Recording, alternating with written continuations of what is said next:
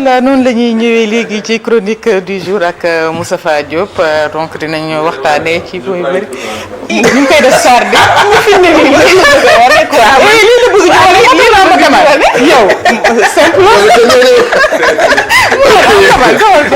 lii nga bëggoon. waaw star nga ah. gis nga de loolu la yàlla def. star la kii sa ba ah est-ce que di la nuyu Moustapha. maa ngi lay fay bu baax di nuyu madame Ba maa ngi ci jàmm Cheikh Tidiane rek Mame Khady di nuyu également Sénégal yi ñuy seetaan yëpp ci biir réew mi ak ci bitim réew. di la fay bu baax Moustapha Diop ñuy tàmbalee ci première question bi di Farba Ngom placé sous mandat de dépôt pour 31 milliards de francs CFA finalement ak bi ñu doon wax. waaw ni nga laajee laaj bi day faatu am na solo parce que da ngay lire ci taskatu xibaar yi. ñu naan Farba 31 milliards lañ ko placé mandat de dépôt. am na sax ñu koy xeeb naan milliards. mais affaire bi il faut ñu jéem ko leeral ndànk-ndànk parce que milliards. mais affaire bi il faut ñu jéem ko leeral ndànk-ndànk parce que au début dañu doon wax. yaa ngi koy wax sànq l' affaire des 125 milliards. après ñu tuddee ko affaire rapport CENTIF. mooy la cellule nationale de traitement des informations financières. après ñu ne affaire Farba Ngom. mais li ñu war a xam mooy dans cette affaire. du mbirum Farba Ngom rek. d'abord soo remonter le rapport dañ naan le rapport bi CENTIF mi ngi ko def déposé ko ci parquet. le 20 décembre 2024 bii ñu génn. ñu ne c'est le rapport numéro 41 de la CENTIF soo demee ci procureur. bataaxal bi nga xam ne moom la jébbal le juge d'instruction di ci expliquer mbir yi ni mu demee di nga ci fekk lii ma lay wax nii. ñu ne liñ ci procureur doon wax daf ne moom dafa. jàpp ne dafa am lu ñuy tuddee de possible activité de blanchiment d'argent maanaam dafa jàpp ne daal mbir yi ni rapport CENTIF bi ñu ko présenté am na xaalis boo xam ne dafa lewul ñu nekk di ko jéem a lewal ci réew mi xaalis boobu au début daf ne woon mi ngi ko estimé woon ci 125 milliards moo tax ñu daan wax ne le parquet financier piste 125 milliards de francs CFA loolu nga doon njëkk a dégg journaliste yi di ko wax après bi ñu déparé ñu gis ne mbir mi dafa am benn xaalis boo xam ne ñu ngi ko évaluer ci 91 milliards 636 millions 628 mille 50 francs xaalis bu baree bari la ñuy wax nii. te dinañ ñëw ne expliquer lan moo tax xaalis bi baree noonu. ñu ne xaalis boobu li ci le procureur jàpp nee na dafa jóge ci trésor public.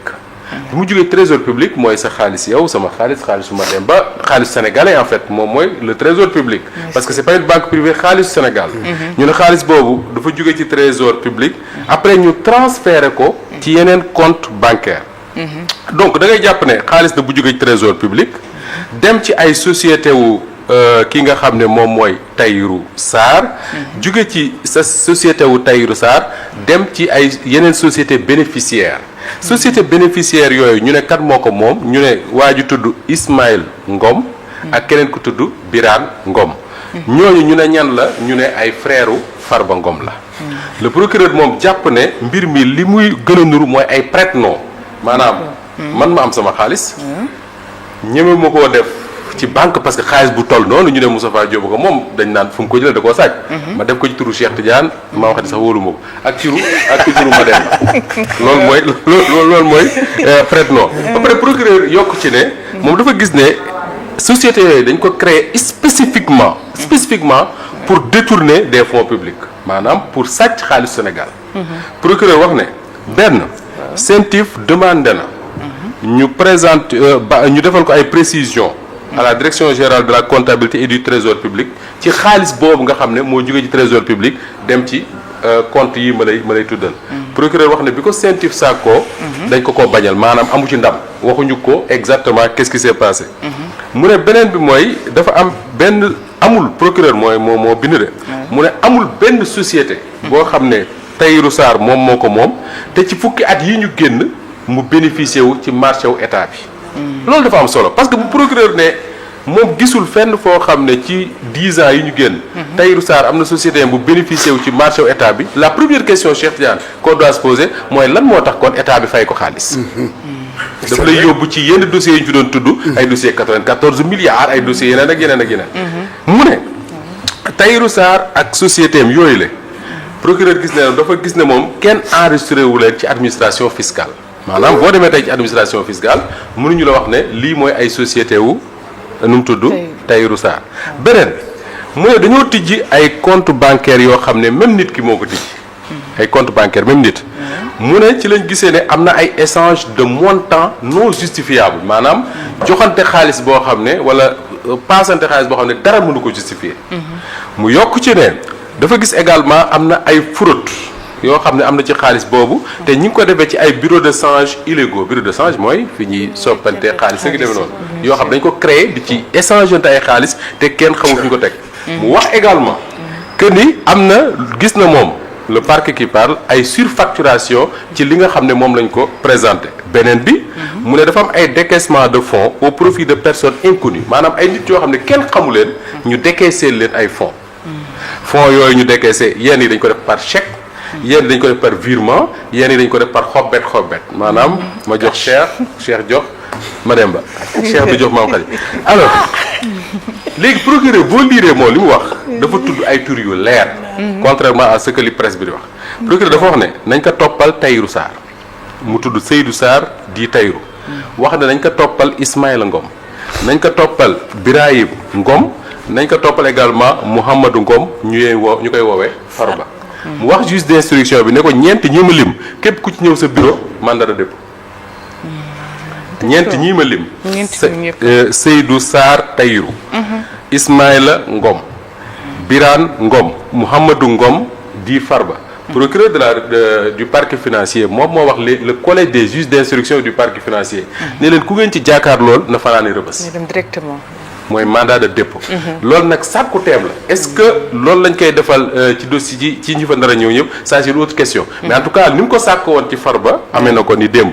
lan la wax ne moom la leen toppee ba tax mu bëgg ñu mandat de dépôt leen dafa leen toppee association de malfaiteurs blanchiment de capitaux escroquerie ba pare yokk ci cité ay articles yoo xam ne Macky Sall moo ko fi defoon bi muy xeex ak Ousmane Sonko. mooy bu mu bindee Cheikh Mademba yaa ngi ko fàttaliku ba ñu yóbbu assemblée changé fa ay articles ak règle wax ne léegi am na yoo xam ne buñ la ci toppee sax terrorisme la. waaw boo liiree réquisition wu parquet di nga ci gis ne le mot terrorisme mi ngi revenir ci mbirum Farba Senghor mii muy tudd. ba pare yamu ca mu ne bu ngeen mu ne les juges d'instruction. bu ngeen placé ñeent ñi ma leen tudd sous mandat de dépôt pare na ngeen wéyal enquête bi pour lan. pour identifier ba pare inculper bépp doomu aadama boo xam ne. mbir mii sa tur tudd nañ ko ci. ak koo mënti doon. et ça c'est important. identifier mooy seet ba xam Cheikh Tidiane la mbaxana mu xonq mi ak yooyu. wala ñu inculper. mooy boo identifier da ngay inculper maanaam da ngay topp. bi procureur defee loolu ba pare. moo tax bi Farba Ngom jàkkaarloo démb. ak juge d'instruction yi.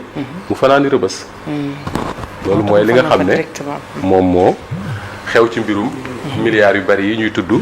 te tey jii xam na naa ci ñëwaat léegi. presse bi wax na ne.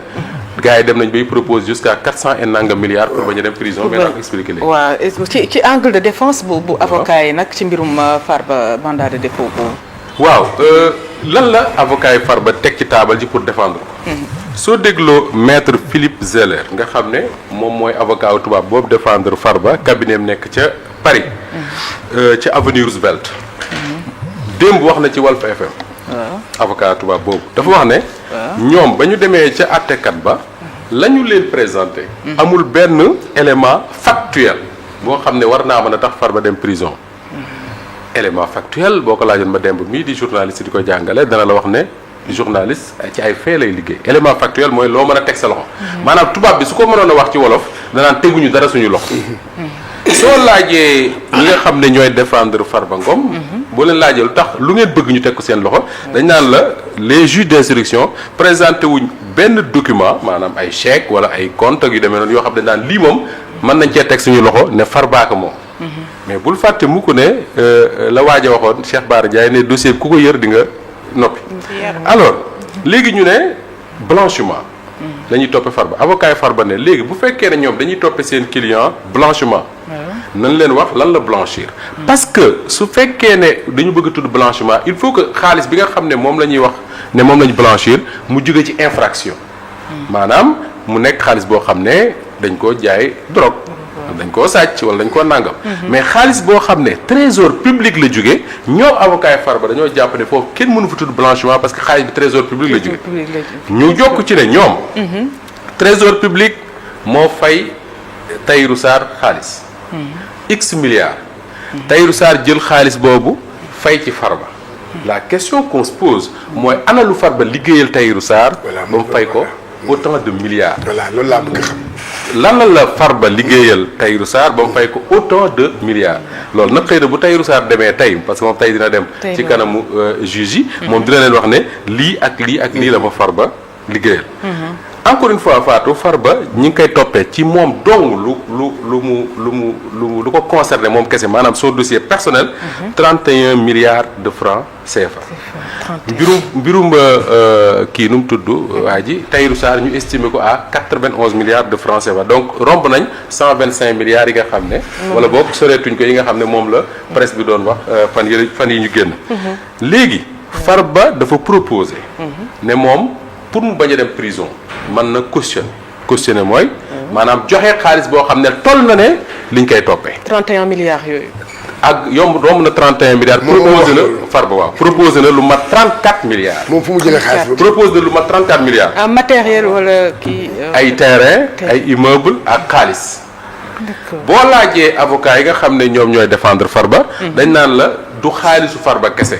Farba lu yoon moo ko may mu mën a cautionner mais également ay mbokkam ay xaritam ay xamleen maanaam Cheikh Tidiane Gomis sax mën naa ñëw ne ko man kat sama immeuble bële mën naa la kay jox nga cautionner boo fàttali ko bi ñu jàppee Khalifa Sall. bi ñu koy déposer caution ay nit ñu bari ci réew mi. fii ñoo joxe seen xaalis ne dañ koy joxe pour caution. avocat yi Farba nee nañ Farba mën naa joxe mais ay nitam également mën nañ ko joxeel ay nitam nag war nañ koo gëstu nag pour xam ay nitam ñan la pour man c'est important mais li ci am solo mooy. juge bi ñu ko présenté loolu daf ne moo lànk du ko jël. lu tax du ko jël parce que nee na cautionnement bi effectiful maanaam moom it joxuñu ko lu mu mën a teg ci loxoom. yokk ci ne les faits yi nga xam ne moom la ñuy toppee Farba. garaaw na garaaw goo xam ne enquête bi mu ci war a tijji il faut mu am Farba mu ne ko ciix am fu mu ko teg en attendant mu def enquête parce que certainement bëggul le fait que Farba nekk en liberté. mën a dissimuler ay preuves ak yu demee noonu voilà. d'accord mbirum Tahirou Sarr wax nga ko sànq Moustapha Diop moom tamit prison boo moytuwul dina fa dem. waaw parce que ñu bari dañoo jàpp ne comme 91 milliards yi ma tudd sànq. Farba complice la ci. et que Tahirou Sarr mooy la principale personne bu àttekat yi di poursuivre. la yóbbu Farba prison du ko fa ba. ñu bari loolu lañ jàpp. mais Tahirou Sarr dafa am loo xam ne moom la def moom it pour éviter prison. muy lan. mooy. dafa préparé wu pour def caution. jox ko àttekat bi pour que tey bañ a dem prison. moom tamit est-ce que lay accepté bosam. peut-être moom li ko je sais pas la différence entre moom ak Farba mooy Farba démb la ko def. mais biñ koy déglu. d'accord mais Tahirou daf ko def avant muy wuy ji. donc dafa préparé benn chèque non gars yi am nañu xaalis nag dafa préparé benn chèque bu 11 milliards. pour jox ko àttekat bi. 11 milliards. ba pare également jox ko ay titres fonciers yoo xam ne nee nañ. estimé nañ ko ci 12 milliards de francs CFA. ma lire tey ci journal L'Observateur ak Libération ñu yokku ca ne. ci affaire 91 milliards yi ñu koy toppee moom Tahirou Sarr teg na ci taabal bi terrain boo xam ne 8000 hectares la Cheikh yaa xam nga ñaata lay jar 394 milliards de francs CFA. terrain buy jël 394 milliards de francs CFA nekk ca mbaan moom la Tahirou Sarr teg ci taabal ji ak 12 milliards ak chèque 11 milliards de francs CFA la question qu'on doit se poser maintenant Fatou. mooy mais Sénégal nan la fi ay doomu aadama mën a yore autant de milliards de francs CFA parce que là on ne parle plus de caution comme ca taaw Khalifa Sall ay 800000 xaw ay 800 millions xaw ma là on est presque c'est à 500 milliards. 500 milliards ci ay caution yi ñu tudd nii on est presque à 500 milliards bu ñu ko dépassé wul ça veut dire quoi que ni mais cette affaire là waxoon naa ko fii bu ma fi ñëwee la dernière fois que ni affaire la buy tàkk day dem rek on a l'impression que ni c'est la casse nu ñu koy waxee sax du siècle quoi. on parle de ñaata. milliards sànq doyen mu ngi koy wax nee na 1000 élèves. ma ne 1000 élèves nga dajaleen ku ne nga jox ko 1 million. waaw milliard bi soo ko jeex. 1000 élèves man pour ma ay 100 000 mu ne ma 1 million. correspondre ak yow boo ko yoree benn milliard ngay dépenser chaque jour 50 000 ci des années yow 45 ans te di nga dese lu ëpp loolu. di nga dese loolu benn milliard. waaw benn milliard chaque jour. nga boobu benn milliard. léegi nag gars yi yor ci ay dizaines booy dépense 50 000. mën nga tàllal 10 000 yi fii ba Thiès. waaw Jean Paul Dias waxoon na ko fi ne mën nga tàllal 10 000 fii ba Thiès. am na benn rapport sax bu ko woy est-ce que xam nga 1 milliard. Ouais. Mais le problème que cela pose partout dans ce pays mooy nit am na droit liggéey. am na droit am xaalis. Ça c'est pas un problème. mais xaalis donc ci li ma jàpp bokk. ci réew muy dox normalement. soo fëggee Cheikh Tidiane Gomis ne ko li nga am mu ne la ah man kat sama salaire nangam laa def nangam ba am nangam. mais soo xoolee nit ñu ne la kii député la. après ne la il travaille dans l'immobilier agent immobilier xaw ma nu ñu ko tuddee. je parle de Farba Ngom. mais bu ñu ne laa am na 1 milliard tu dois te poser des questions. mais au Sénégal on pense que ça c'est normal. comment est-ce que de l'argent du trésor public.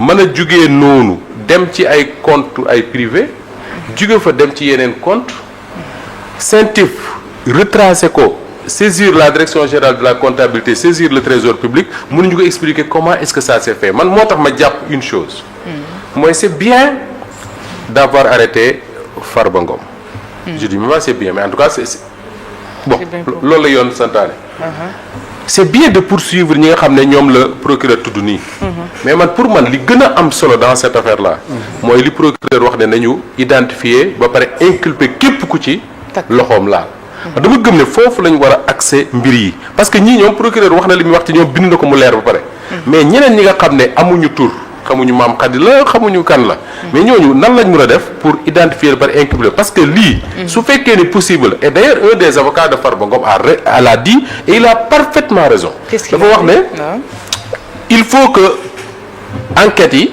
dem bukki fonctionnaires yi nga xam ne ñoom ñoo permettre lii am te loolu mooy li war a am man dama gëm ne y'a une chaîne boo xam ne moo permettre lii am parce que nag luñ ci mënti wax loo ci mënti wax Tahirou Sarr Farba Ngom amuñu benn maqaama bu ñu mën a demee trésor public ñëw taxaw def seeni loxo seeni poche ne jox leen ñu dañuy dem. ça n'existe pas. yow mënoo ko man mënuma ko.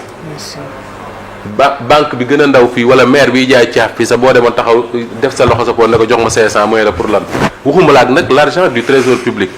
donc si ça a été possible c'est parce que am na ñoo xam ne ñoo joxe ay directives à quel niveau jusqu'à quel niveau je n'en sais rien peut-être l'enquête dina ko leeral. enquête dina ko leeral donc amati na solo. jërëjëfati Fatou.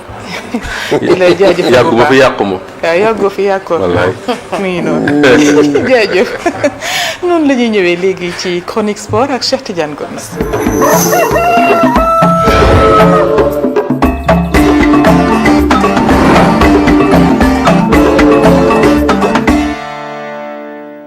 chronique sport. lan la fi am loolu. nee na man maa fi am temps bi. kan moo tey comme que tey am naa. waaw tey mu war a wax dara ah c'est super. waaw vraiment tey la xale yi naan yaa dama taa kaas ba sonn. léegi daa ko xaar xaw ma kañ rek démb rek dem ba nga doon mu ngi doon kaas. gis nga doon kaas de. waxoon sa bos nga bëgg a dugg ci. doon kaas waaye kaasul na. mu ngi nii kaas. kaasu amul fii fenn. yaa Moustapha rek a fii kaas. waaye yow démb kaas na. waaw waaye des fois bu ñu ko kiiyee. voilà des jërëjëf. fois ñu tooñ ko mi ngi noonu. voilà jërëjëf. voilà ñun la rek Sénégal mais fii da ngay gis suñu souvent dama koy wax d'ailleurs suñu invité ak yooyu da ngay ñëw ñu naan non temps bi dafa gàtt 10 minutes wala 20 minutes bu nga ñëw fii ba Walfadjri affaire yooyu. waaw et pourtant. ñu ci bari ci ñoom. dinañ jël avion dem France 24 def fa 5 minutes wala 10 minutes. merci les invités. ci chaîne Le seul étrangère problème que nous avons c'est que sur nos plateaux on gère mal notre temps. voilà non 10 minutes boo ko amee. ci chaîne étrangère yi am nga lu rëy 10 minutes. un président de la république day ñëw toog 10 minutes lay am. wax na naa bu sax mu def interview une heure de temps. mais ñoom xamuñu loolu. ñun rek ñoo fi def ay 30 minutes ay wax 30 minutes wax bi. li sëñ Abdoulaye daan war comme wax mënta ñàkk. na gàtt te am njëriñ. jeex na voilà kon xaaral ma ja wala xaaral ma jàttal ko.